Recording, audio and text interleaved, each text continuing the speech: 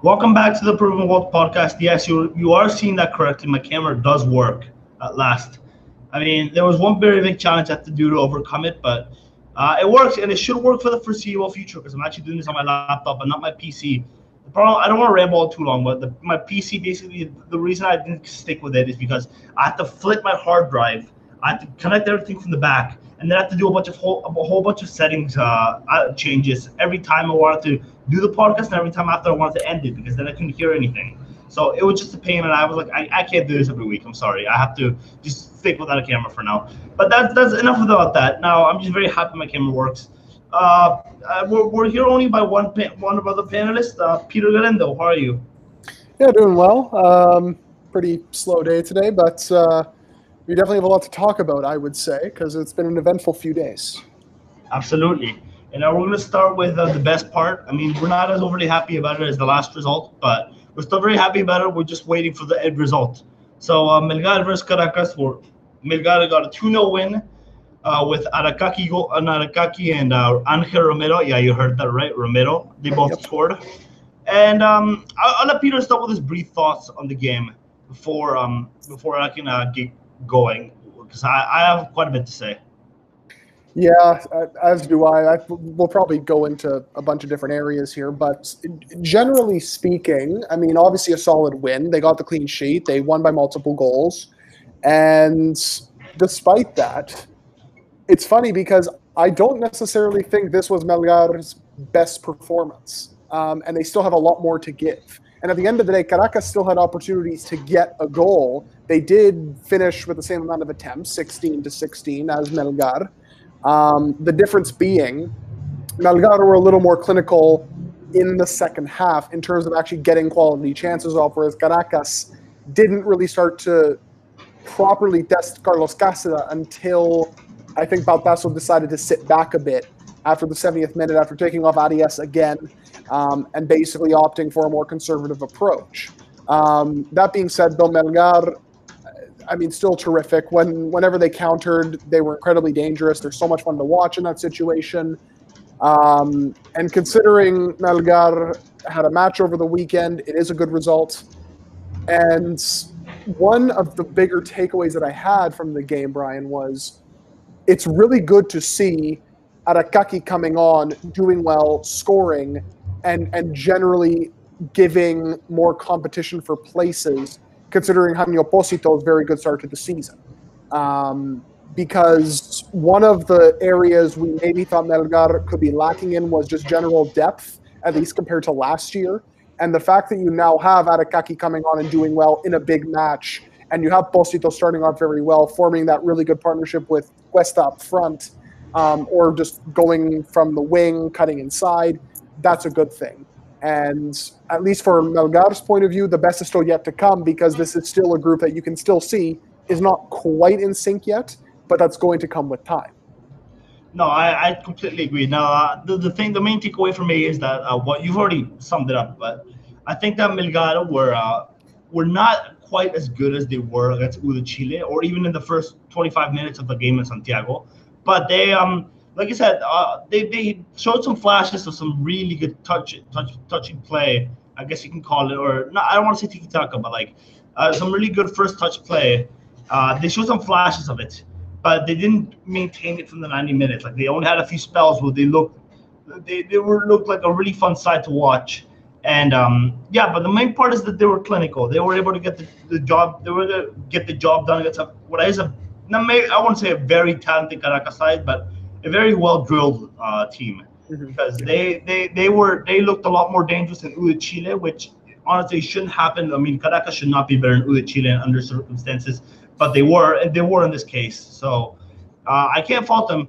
A little bit off topic, but this is kind of related to Caracas in general. But I do want to say that I do want to give my credits to Noel San Vicente, who sometimes is disrespected for his time at Venezuela, the national team, where he had a horrific start in the World Qualifiers. But he is a very good manager, and I think Baltazo did well to outsmart him, because knocking out Delfin, who is clearly a more talented side than Caracas, is no small feat at all for them. So I think that Well, now one thing I wanted to say, and this is kind of related for the next match. I was really hoping Ricardo Cookie Martins would get sent off because he was the one who looked really dangerous for Caracas. And we could have done with him missing the second leg. And he almost did get sent off. He should have gotten sent off. He should have, yeah. So Ricardo Cookie Martins, he's a very good player who will probably, I'm not sure if he has a yellow card accumulation, but I think he doesn't. And he's gonna have a he was very good in this game aside from that shocking challenge he had. And he should be one we need to watch out from the second match because every time this is like the 5th or 6th time we've seen him over the course of 3 years, and this is like the 5th or 6th time I've been impressed with him. So we gotta watch out. We gotta watch out for him in the second leg, like I mentioned. Now Melgar should get the job done with 2-0. I mean they were able to get to Chile. I don't think they'll totally sit back. I think they're gonna go for at least 1 goal, and I'm pretty confident they'll score because. Melgar, we saw that Chile definitely had more talent in this Caracas side as well, but they just didn't click. So yeah, well done Melgar, and yeah, if you have anything else to add, we can go on to the next topic, which is still Melgar Caracas. We're not done with that, but we can go on to the next question, I guess you could say. What other thoughts do you want to add in, Peter? Well, actually, this is sort of like, I guess, open-ended for both of us because I'm so conflicted after watching the game about this one player, and that is Carlos Neira. He comes in. Now, I'm not saying he had a poor game. I actually think he did quite well. I'm just having a hard time figuring out, like, in what specific areas he did well because at times when watching him, I thought, my God, he's an open door defensively, but so good going forward. And then that would switch at times where he was not connecting with his passes, but defensively he was rock solid. And it was so hard for me to kind of decipher just how good of a game he had because of that reason. Now, I mean, all this being said, though, overall, he did do very well. I will say that. He comes in, and obviously after Mifflin's very strong performances against Chile, the pressure was kind of on him. And Carlos Neira is 23. He's coming into a more... I don't want to say high-profile side, but certainly a team with bigger expectations in Melgar. And the fact that he comes in what is a crucial qualifier, and it does actually shine pretty brightly, is a good thing. But, Brian, like, what did you think of Neira in general in the game? Well, that's kind of a tough question, actually, because Neira is the player I was paying attention to the least. But I think that he was solid for what he had to be. I mean, like I said, Loyola set the bar pretty low. So for me, anyone that just does decently at left back has already played a good game for Melgar. But I saw a similar level to Mifflin with Neira. I didn't think he's shown, but I thought they showed pretty much a similar level. I think for me, it's hard to say what the standout was because like I said, it's kind of a hard game to judge because Melgar weren't that great. They were able to get the job done, but we've seen better particularly against Chile. So I think that was it's kind of a hard game to judge based on that. I'm gonna say standout for me was Joel Sanchez again. Yeah, agreed. Cuesta looked like he shined a bit of times. Narvaez and Villalba, Villalba was solid aside from one mistake where we almost gave away the ball in the penalty area. But other than that, he was solid. And Casa, there's definitely something behind the scenes in the Melgar coaching staff that they do, like, that's the best place a Peruvian goalkeeper can go to because, I mean, Penny was also crap before he joined Melgar. And now when he joined Melgar, he all of a sudden becomes very good again. So Penny was an example. Casa was awful at pretty much all his clubs except for some spells at La U, and Garcilaso was terrible. But Melgar is looking very confident. Like the way I could put it as an example for those those are just listening to us, and not for the league or anything like that. The ones who only listen to the national team, which I don't think there's many, but I'm just gonna say it anyways. Think of Casa versus Ecuador. That's what really reminded me of the last two games. Just confident, not making many mistakes. He did it. I still did see some problems with him in his corners. Like I still think he was a little bit badly positioned there, but it wasn't horrendous. Like he was able to manage it, and the corners he was able to get to them. But sometimes he did exit his net a little bit poorly when it came to that. So that's my only fear. But that Casa has always been like that. So yeah, Casa, well done. He shut me up. I thought Melgar were really taking a step back, but really they've stagnated in the goalkeeper position, and that's very important because with Penny wanting to move on, probably wanting to go back to Lima, then they're gonna need another keeper of a similar level or better and I think you got one of similar level. So yeah, that good on Casada. And I guess there's not really much other players I want to praise because most of them were pretty much the same. They were average to good. They weren't great, but they were average to good. I think that like I said, it's good to see Arakaki doing well, but like Nada, he kind of had some bad spells and some good spells in the game. Like again, kind of hard to judge. And yeah, no, those are all the players I want to talk about. Cuesta didn't really show up much. He looked promising off the ball, but he didn't get the ball a whole lot to make stuff happen with it. So yeah, kind of hard to judge him as well. So yeah, it was a good game. IDS was also quiet, but other than that, it was a good game. And I gotta fix my hair. Okay, what do you think, Peter? Gotta fix my hair. I couldn't find my comb before it. I got the camera working last minute and I didn't find it, so I'm gonna have to deal with this. Okay, well, I mean, in general, I think the midfield was quite solid. I mean, I think we were all pretty pleasantly surprised by how Romero played. Oh yeah, Romero was a standout. That's what I forgot to say. Yeah. I mean, especially defensively, because I think having him sort of being the deepest of the three in the midfield allowed Arias to roam forward more often with Sanchez, and kind of allowed them to sort of connect the midfield with the attack. And I mean, the fact that you had Arias and Romero in the midfield behind Sanchez allowed Sanchez to really dictate the game in the final third. And I mean, he was just hitting passes on a tee just like that. He had obviously 2 assists, assisting both the goals, almost scored himself. I think ironically off an Arakaki assist. And he had like 5 or 6 created chances in the game and only misplaced 5 of his 52 passes in total. So it was a really solid performance from him. But Romero, for me, was sort of like the surprise standout if we're sort of giving separate categories here, whereas Sanchez to me was the man of the match. But in general, no one really played poorly, and that's a testament to me to Jorge Pautasso and the influence he already has on the team. You can see mentally that they're a much more confident side. They can seamlessly flow from playing conservatively to a counterattacking system to a more possession-based system. And like I mentioned last week and have said on Twitter a couple times, Brian, this level of coaching is what's been sorely lacking in the Peruvian club game. And the fact that you're now seeing superior coaches in the league, you're now starting to see the early results. Yeah. I think that Pautasso has really jobbed this side. I mean, Melgar really wasted all of last year on. Mesa did look promising at first, so I'm not going to begrudge them on that. And Torres did have a good CV, but yeah, I think it's a bit harsh to say they wasted the time on them, but yeah, they did. They could have.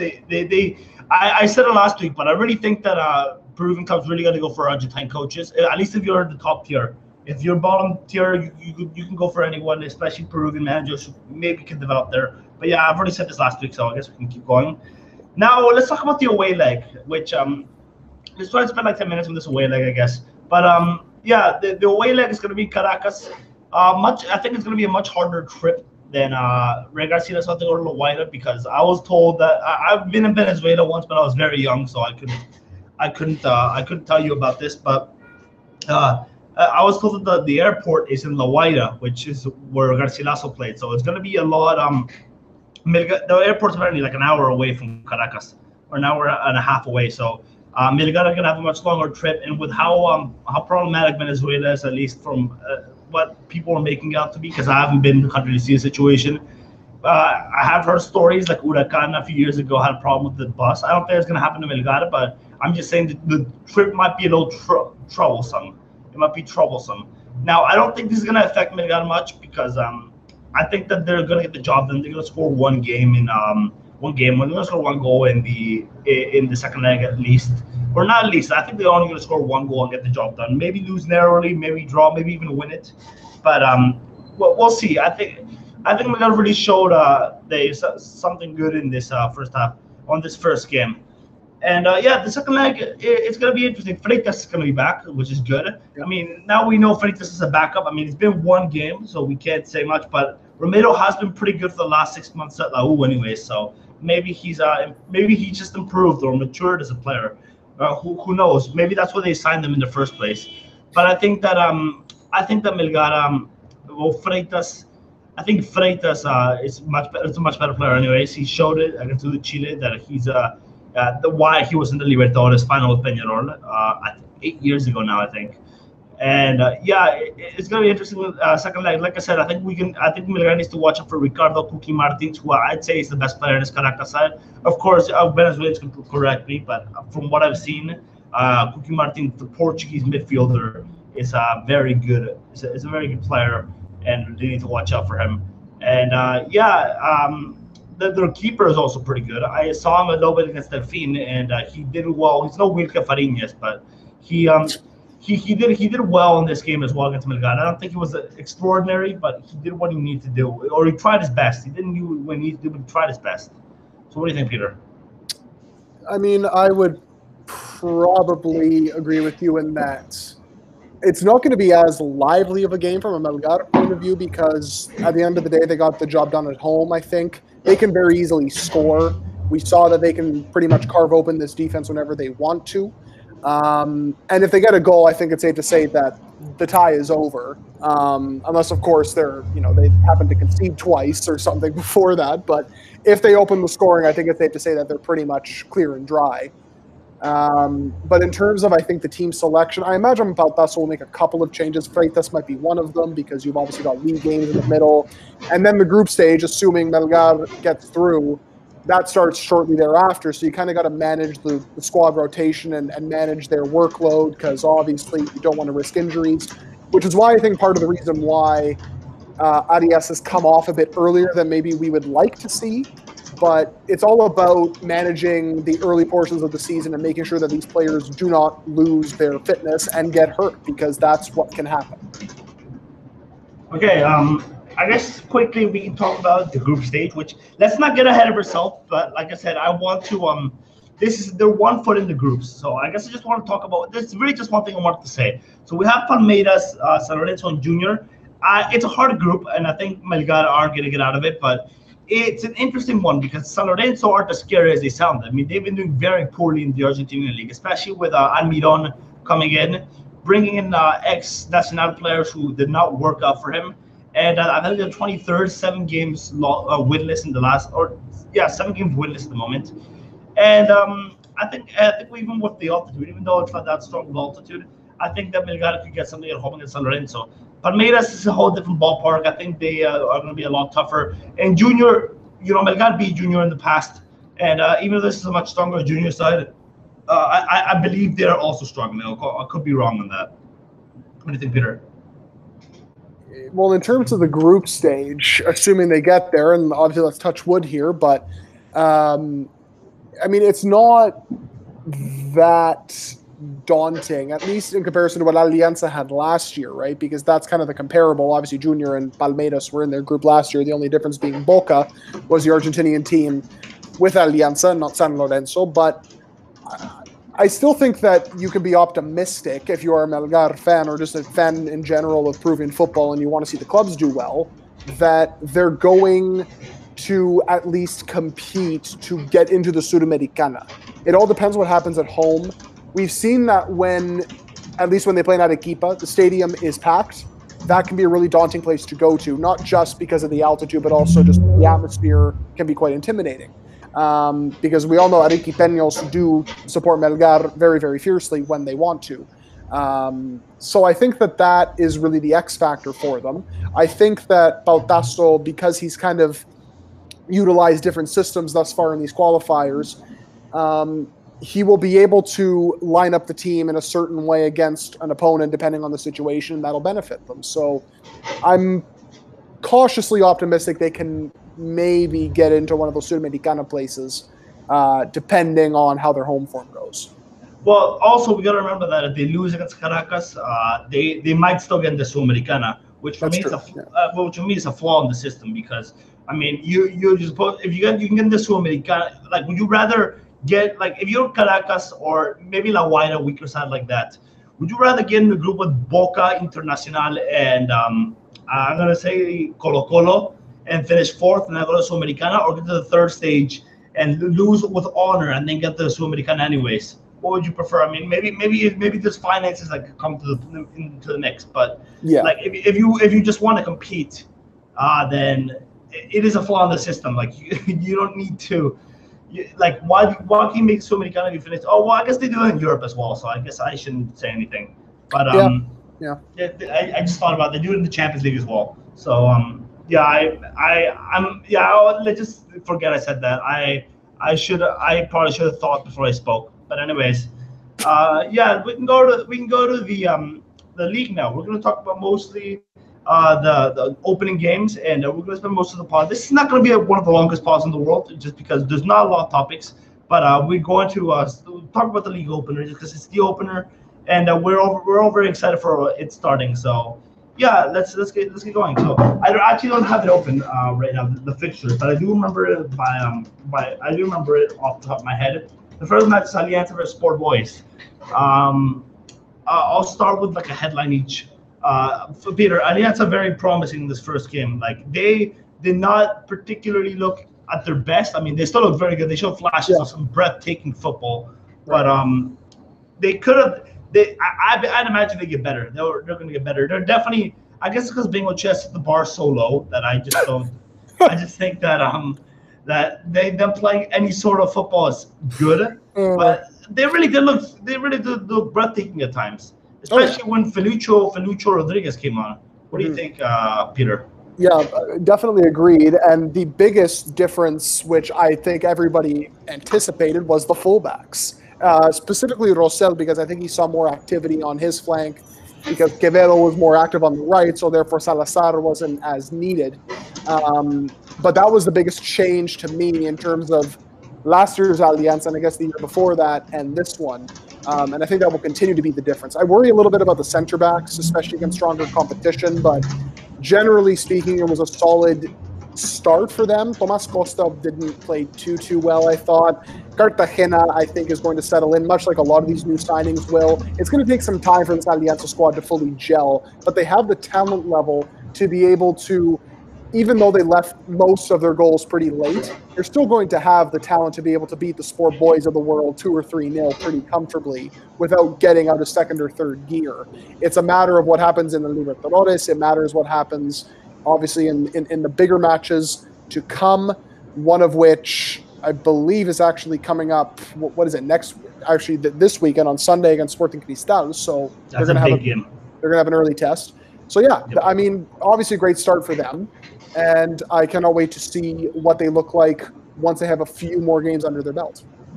All right. Now I want to just switch gears on this. Let's just focus on Alianza. But Sport Boys, they looked promising the first 20 minutes, and then after they just did nothing. They got a penalty turned down, which I guess you could say it was a penalty. There's some people that say it wasn't, but I think it was, and the people that say the referee got it wrong, they're totally right, in my opinion. And of course, there's that questionable red card, so they did get a few questionable calls. But Sport Boys, they look very poor. I mean, I know they're playing the team that's potentially going to win the league this year, or maybe even walk it, you could say. Yeah. But it's they could have showed better. Other than Peralta, which was the forward, I think he's Colombian. I might be wrong on that. No one looked good at all, especially Ortiz, who was a player who wasn't experienced, but he was at fault for 2 of the goals, especially the first one, which was basically an amateur error. So, Sport Boys, do you think they're as poor as we anticipated them on the last few pods, Peter?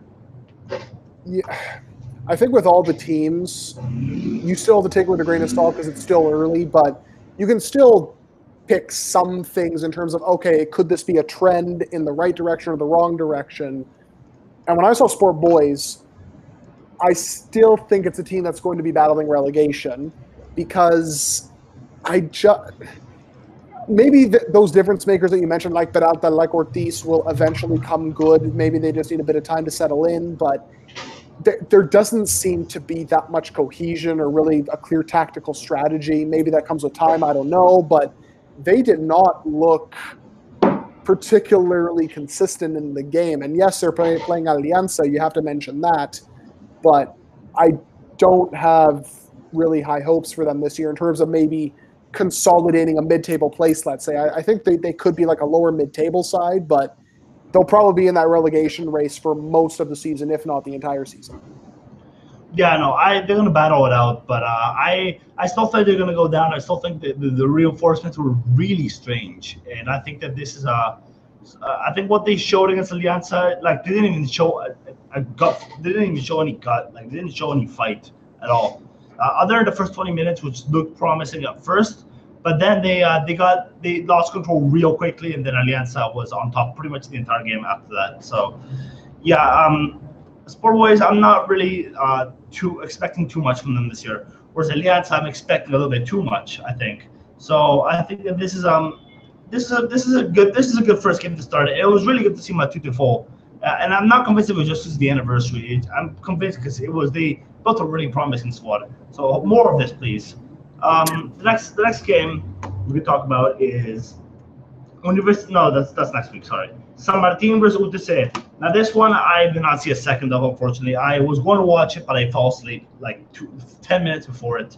I was lying down in bed just for a few minutes, and I fell asleep. And I woke up at like 3. I'm like, oh my gosh, I can't believe this.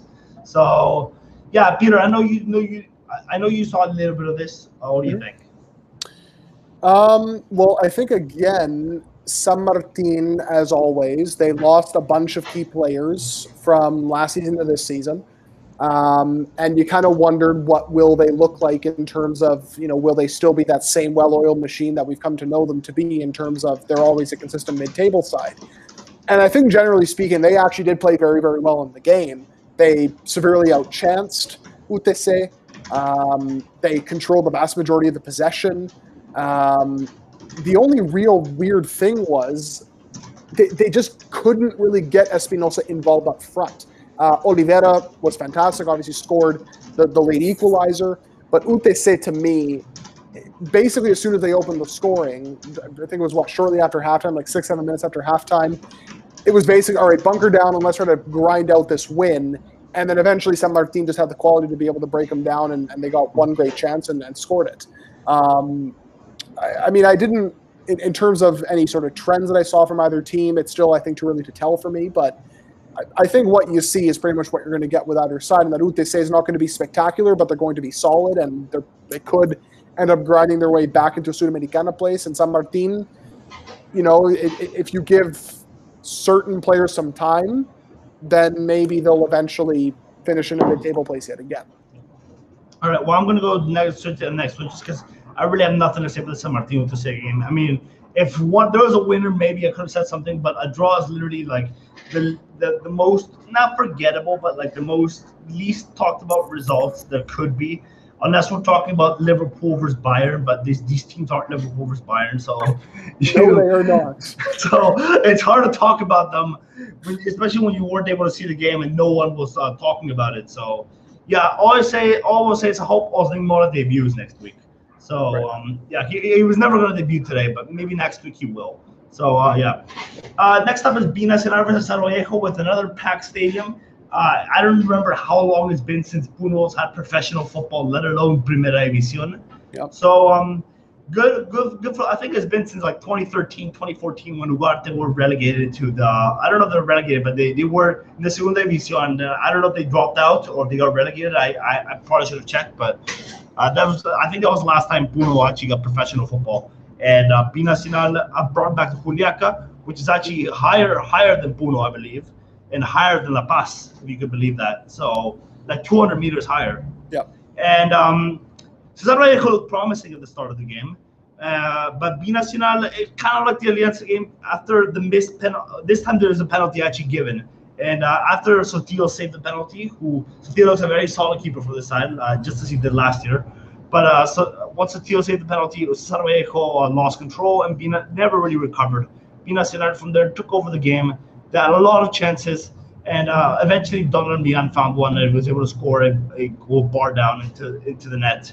And he beat Raul Fernandez, who really looked okay. Like it's kind of like Nader earlier. Like he had some good spells in the game, then he had some really bad spells as well. Like he looked like he was going to be Super Mantequilla again. So, Peter, what do you think of this game? Binacional surprised me.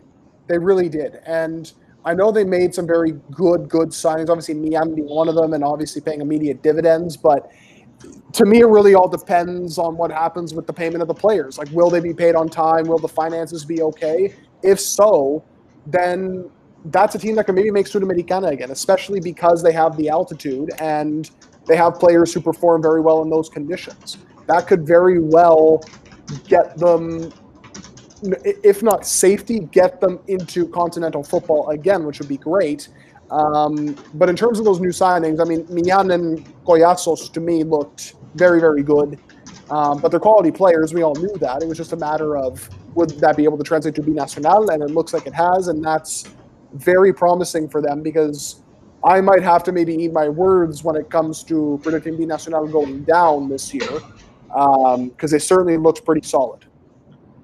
Now, an interesting fact. Well, I don't know if it's a fact, but Binacional is Juliaca is not going to be the highest city that was playing Peruvian football. That still goes to Union Minas, which was Cerro de Pasco, which I think it's the highest stadium in South America, 4,300 meters above sea level.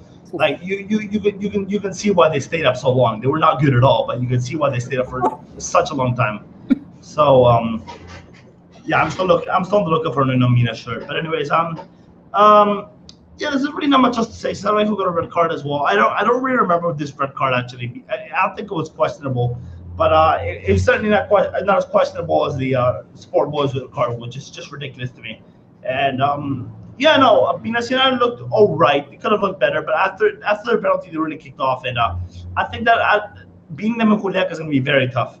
So when it comes to the time where they have to play Independiente, I think they need to basically just you get the job done at home. Which is the second leg is I guess you could say get a good result in Argentina and they get the job done at home. But it's doubtful. But in Juliaca, I don't think Independiente is going to be able to win because that's very strong altitude. In fact, so strong, one time Binacional was going to play against Once Caldas, a friendly. It was about a year ago, I think. And Once Caldas got to Juliaca, and they canceled the friendly because they said, we're not playing in this altitude. So it was quite an interesting story. But now that Independiente have to play it, that's going to be interesting because, yeah, like I said, Juliaca's higher than La Paz. So that's the thing. So anyways, our next game was probably the best game of the weekend, Carlos Menucci versus Ayacucho. And Carlos Menucci, they almost had the dream start, but Ayacucho never fought back, and they got 2 late goals to get the draw. And honestly, I thought Ayacucho were going to look a little bit better, but a lot of the players I expected to see start did not start. Like Preciado came on the end of that first half. Aguirre, I'm not sure if he played at all. I don't remember actually. And there's another guy who came on at halftime. I can't remember exactly who it was actually. I guess you can give your opinion on this game while I quickly check, Peter. Well, you said it there. It was an excellent game. It was certainly entertaining. But, I mean, Ayacucho, credit to them for obviously showing the fight after being 4-2 down until, the last 10 minutes. And then obviously getting those 2 quick goals. Heartbreak for Manucci, but, defensively, that's probably going to be the area in which they're going to struggle. They made some very, very good signings, obviously. Tulio Echamaite being probably one of the more marquee ones. But my God, Manucci's defense is going to need a lot of work, it looks like. And that could come with time again, right? Because obviously in a couple of weeks this could all be moot. But if they want to survive and stay in the first division comfortably, that's going to be the problem area for them to fix. Well, look, the first problem they made was not starting Pedro Diaz. That was the first problem they made. That's true. I have to say it. Yeah. No, but seriously, the defenders were also pretty poor. Pablo de Miranda, I had some high hopes for him because he was an art player come from the Bolivian league market, but he did not look good at all. And I think that I do hope he improves a little bit for their sake. Echamaite did look all right. I could have done better. Osmar Noronha looks very good though. He's part of the player of the week, I'd say. Yeah. So yeah, and as for Ayacucho, if they somehow figure out a 2 forward line formation with Preciado and Montes up front, they're going to score a lot of goals this season. I'll say that much. And I remember the player now was Nungaray, who I rated at Sport Boys. So that was the other player.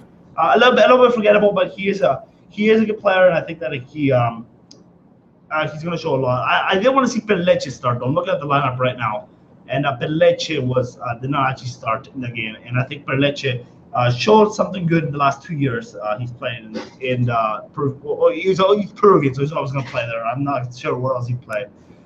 But yeah, no, it was interesting. I think that Vieira has done a really good job with this Ayacucho side since he stepped in. He's really made them look something else. And I don't think Ayacucho is going to go down this year. I'm biting my words about them fighting Sudamericana because the defense does look like it does need some work, but that could change in time. So, Good. do you have anything else to say about this one, Peter? No, I'm good. We can move on. The next one is big. Sport Huancayo versus Sporting Cristal, where I think Gironi, I'm just going to say right now, I think Gironi started the completely wrong lineup in this one because I saw that bench. I'm like, wow, this is a good bench. But he started some really, really bad players up front. Other than Neumann, he started some guy named Ross. I think his name is Carlos Ross, who did not impress me at all. Then Maldonado got sent off.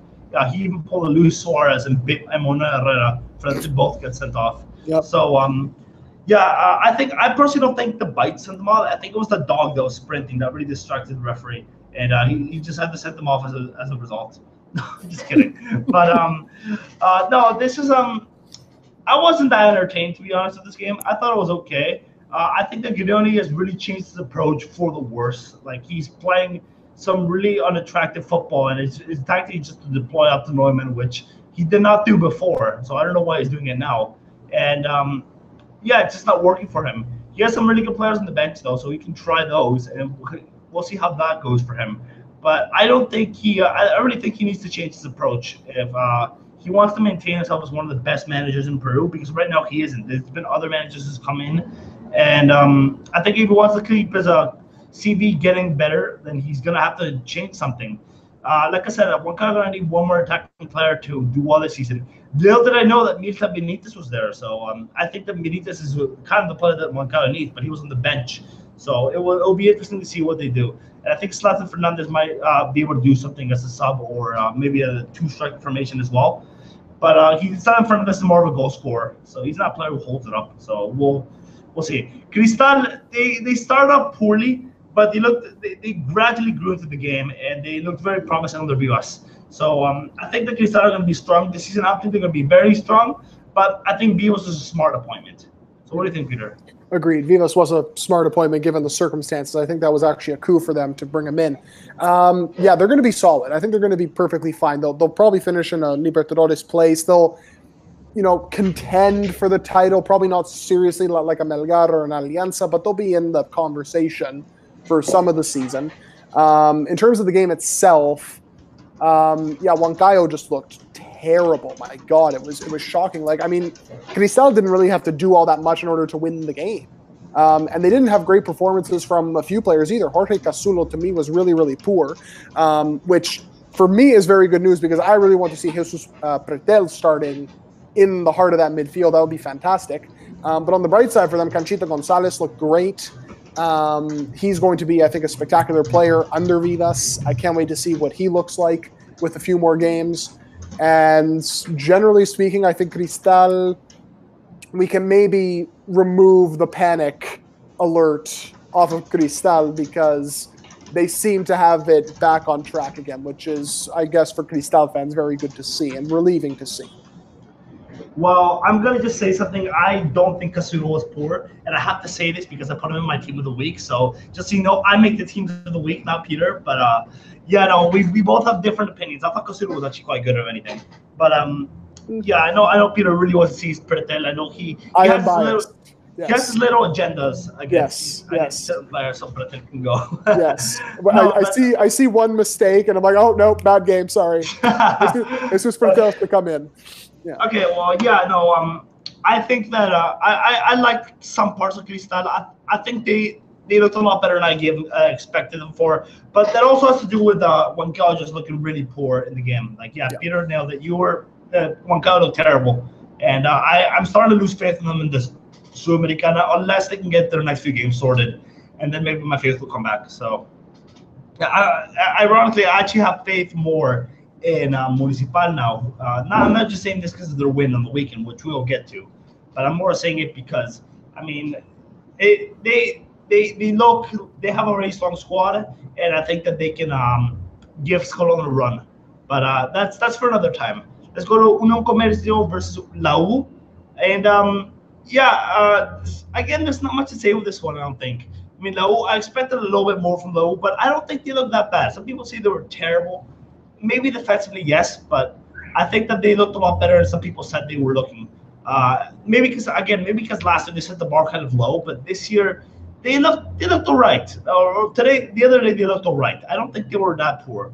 I think that Lau were creating a lot of chances. They were doing more beat the offside trap. They were getting kind of unlucky by like one step where the referee was able to see them. I remember there's a Holberg chance that was offside. That was very. I don't remember if it was disallowed to go or not, but I remember like he got a chance. He beat the offside trap. When we saw the replay, it was literally one millistep, if that's a word, offside, and it was a call out for offside. So I think that Lowe didn't look that bad. Defensively, they were kind of shocking, but I don't think that offensively. I think that they are going to challenge for something this year. I'd say Sudamericana or the fourth spot Libertadores, but I don't think they're going to do much more than that.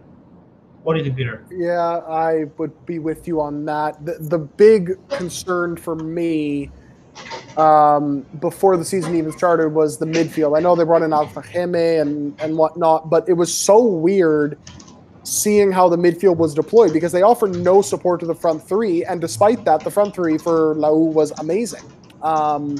And largely, I think, carried Universitario in the match.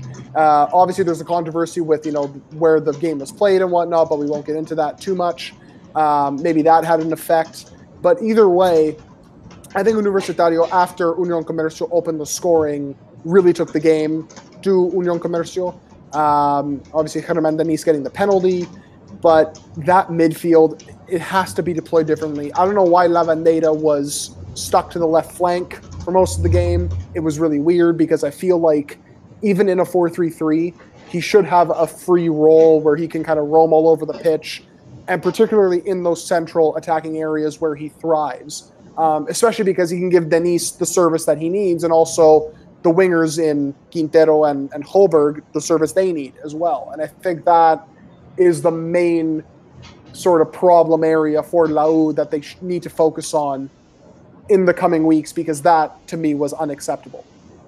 Well, apparently in the friendlies before it, in La fans have been expressing about this. They were excited about Alfajeme signing, but apparently he's been very poor so far. So I guess it shouldn't come that much of a surprise to me that it wasn't that great in this game.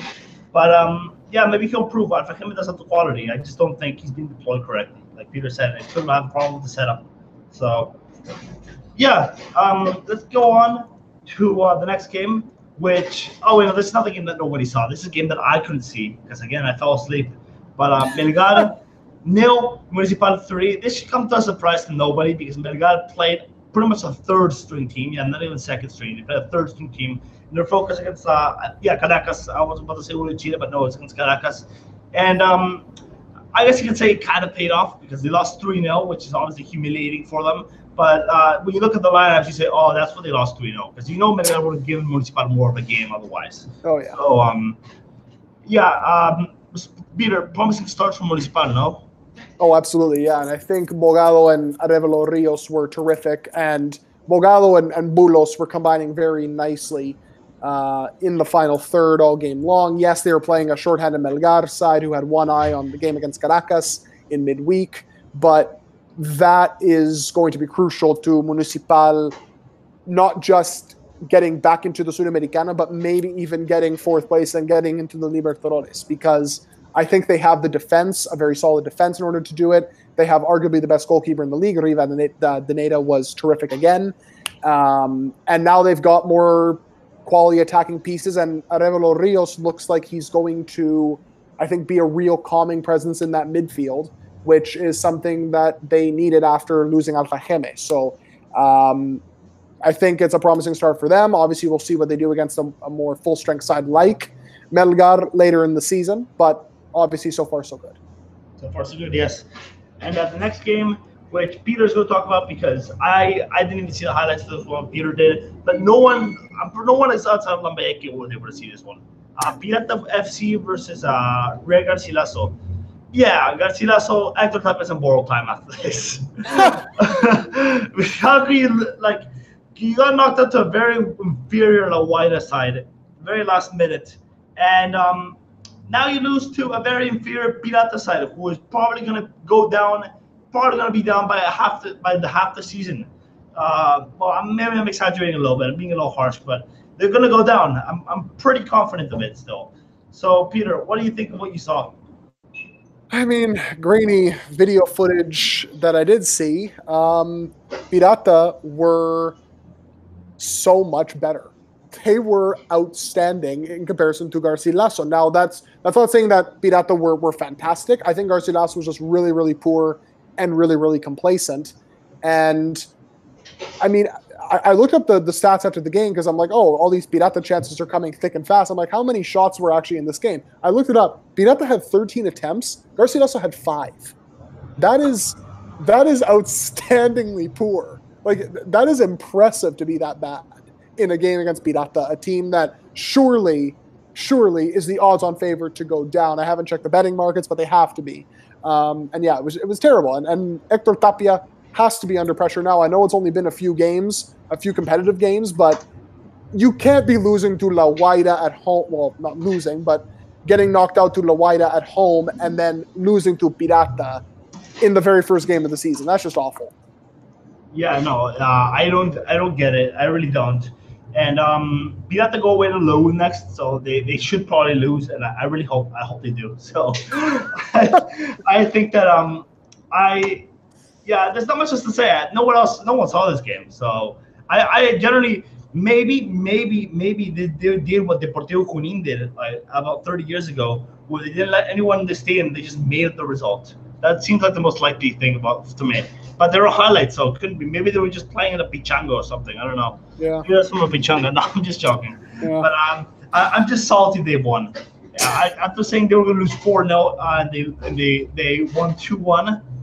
I'm disappointed. But anyways, the last game is Alianza Universidad versus Cantolao. This game, I'm not sure if you were to see it, Peter, but I was actually able to see it because I only saw the second half too. Because I thought it was going to be broadcast. I was playing some Fortnite before, and then when I lost the game, I quickly checked if I could find it, and I did find it. So Alianza Universidad for the first 3 match days, at least their home games, we will be able to see because the pages have the permission, I think. So really, there's not much to say. I mean, Alianza Universidad looked dangerous at the very end, especially even though there were 10 men the whole second half. Cantolao were missing a lot of chances. I think that the law looked promising this season to do something, but I'm not sure how far they get. I think at most have finished 8th, and I'm not assuming any kind of spot, but that's at most. And I think that they I think that they're lacking something. I mean, their forwards don't convince me. Lavarte, I don't know why he's still playing football, and Chavez was really poor last year for La U. So but those are the kind of signings Cantolao makes. Chavez is from Cantolao, and that's where he started. So that's kind of the signings Cantolao make. They're not a club that aspire to win a lot of titles. They're a club that aspire to get their talent known to the world, or at least to Peru and then to the world. Like Pizarro, for example. Pizarro was from Cantolao. So there's that's who Alianza Universidad. I thought they were going to get a win, but and they was there at the end. But there's still a few weak links in this team that I think need to be corrected. The fullbacks don't impress me. The center backs are okay. Midfield, I think, is very good, and the forwards are also pretty good. Aponsal looks like he's never going to play a game of football again, so I think Rosell is going to be the starter. It should be the starting forward. When he came in as a sub, I thought he impressed a lot, and I think he should be the forward. And Nekavic just had a very good first game as well. So a coup for Alianza Universidad because he was part of the player of the game. Peter left. 1 second. Okay, Peter's back. I have no idea what happened there. Yeah, I don't know what happened either. It just froze. Okay. Yeah, well, we gotta cut that out. But yeah, Nekavic, just like I was saying, he looked quite good, and I think that he was the player of the match. So, Peter, what were you saying from what you saw of this, or the result at least? Yeah, I saw highlights of it, and by all accounts, Neka was terrific. And I think, to me, that was probably their best signing. And it's good to see that he's already made such a massive impact. And I think he's really going to help them because he brings a lot of experience, obviously, former Peruvian national team player. And it was a coup for them, and they should be perfectly fine. Cantolao, though, I do agree with you. I think that really on any other day, they probably could have won the game. And they should be, once again, a comfortably mid-table side. Not that that's anything to be ashamed of, but that's what Cantolao does, as you mentioned. They find talent, they put them into the first team, they do well, they move on to greener pastures, and that's what happens. And that's probably going to be the same case this year. Okay, well, while Peter was talking, I was just looking up I was paying attention, by the way, but I'm just saying I was looking. I was looking for the odds on Molinos and Pirata going down. I was curious. It is at 2.5, which for any team to get relegated at that price, that is shocking. Bad. Yeah, that's bad. Alianza Universidad were 2.6, which is also bad, but I think that one's a bit inaccurate because Alianza Universidad are better than Pirata. And third is Manucci at 3.1, which I guess makes sense. San Francisco's also. But it seems that they just got a bit lazy there. It seems that to me they just got the 4 promoted teams and they're going to go down. That seems like a bit of lazy odds. But the one odds I want to see, La U is hosting Pirata. Pirata's at 18.0 to beat La U at the Monumental. I think that's 18-1 in English terms. Yes. Yeah. So there you go, the shocking odds. And I don't disagree with them. So, yeah, okay. Well, that's on Betson, by the way. That's on Betson. I don't think Bet365 actually does the table candidates. I think only Betson does it, or other Peruvian sites. But I'm pretty sure Bet365 doesn't do it. So, let's finish this off with the Peruvians abroad. We're only going to talk about 2 players today. We're going to talk about Cueva, which we were due to talk about last week, but we ran out of time. And Beto da Silva, which kind of shoehorned last minute. So Cueva played 2 games so far with Santos. I don't know how he did in his second game, but as far as I know, his first game was very poor. So yes. Peter, what do you tell us a little bit about him? Yeah, the first game wasn't great. Second game, we saw an improved Cueva, but I think that's only natural because he hadn't played since early December, so he's still very unfit, at least when it comes to match fitness. So we could probably expect a peak Christian Cueva, or whatever a peak Christian Cueva is, maybe around the March friendlies, possibly shortly thereafter. But he looked more lively in the game against Guarani than in the first match.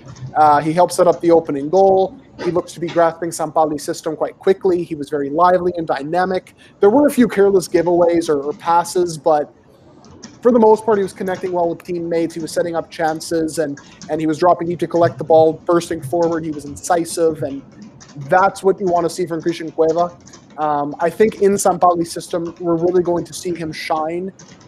He seemed to, for the most part anyways, enjoy living in Brazil, and the fact that he's going to have, obviously, a Spanish-speaking coach, a coach who I think is going to get a lot out of him, is only a good thing for him. It is disappointing to see him leave Krasnodar after he was getting into the team, but at least this is a nice consolation to see, and we should start seeing really the real Christian Cueva, quote-unquote, in the next month to month and a half. Yeah, no, I haven't been able to catch much of Cueva. He's one of the Peruvians abroad that I've not been paying as much attention to, probably because the season hasn't really properly started yet. Yeah. But what you're saying, it sounds like it's a promising start. I guess the first game was just put on too soon, but this is all the state league. I mean, I'm not saying it doesn't matter, but we want to see him against bigger opposition to see how he does, and that's what counts more. I mean, with Brazil, it's weird because Brazil, like state leagues, Brazil is a huge country with a huge population, a huge football culture. Like, there's not much distinction between 4th, 3rd, and 2nd divisions because the talented Brazilians playing everywhere. Just look, an example, Serginho from Jorge Wilson, and I don't think he's good enough for the 1st division, but he's definitely good enough for 2nd, 3rd, or 4th, and he's doing it in Bolivia and he did it in the Libertadores. So he's clearly not a bad player, but he's always in Brazil could be a state league player. So that's the thing about Brazil. So I'm not convinced these guys are awful. I just think that it's kind of weird to see them because in the state leagues, these teams just fall apart against the 2nd, 3rd division teams. It could just because it's all preseason and lack of training times. Not really sure. But Cueva's. I hope Cueva gets back to his best, and I'm confident he will. Now, the last player we're going to talk about is Beto da Silva, who is finally getting games. About time he's getting games. Before he joined Lobos, he had more clubs than he had games in top flights.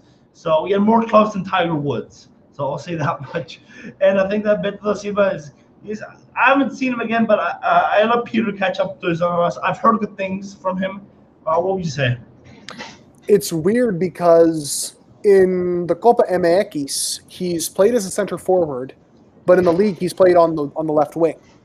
And yet, despite this, he's appeared in 3 straight league matches now. And this time around, at least, he was really, really good on the left wing against Querétaro. He helped set up the opening goal for Lobos, caused all sorts of problems with his dribbling all game long. He did spend a lot of time centrally, like he'd obviously start on the wing and then cut inside, kind of operating as a second forward type role. But I mean, generally speaking, it was very positive. I think with more minutes, we'll see a more confident Beto da Silva. That's always been the issue, though, is can he stay on the pitch for a sustained period of time? And not only that, can he also stay on the same team for a sustained period of time? Because he's finally on a side for the first time, I think, since leaving Peru, where he's actually going to get regular minutes, assuming he's able to stay fit, and that's what's key. Yeah, no, I'm glad. I'm starting to have faith in Beto Silva again. I'm starting to lose faith in him, but yeah, maybe with more minutes at Lobos, he can get called up again. Now, I'm sure that in March, Gareca's going to make a few surprises. I know I've already read that Quevedo might be called up for March, but it's gonna be an interesting one, and we'll get to that closer to time, which is almost March, but it's still about a month till friendly. So, yeah, that'll end the pod here. My name is Brian Birdie, and my Twitter is B_Birdie98. And Peter, what is yours in the Peruvian Waltz Twitter? As always, at Galindo PW and the Peruvian Waltz. You can follow us at Peru Waltz and subscribe on YouTube, SoundCloud, and iTunes as well. All right, so that is the end of the pod, and yeah, we will. This is the Peruvian Waltz team. We're signing off.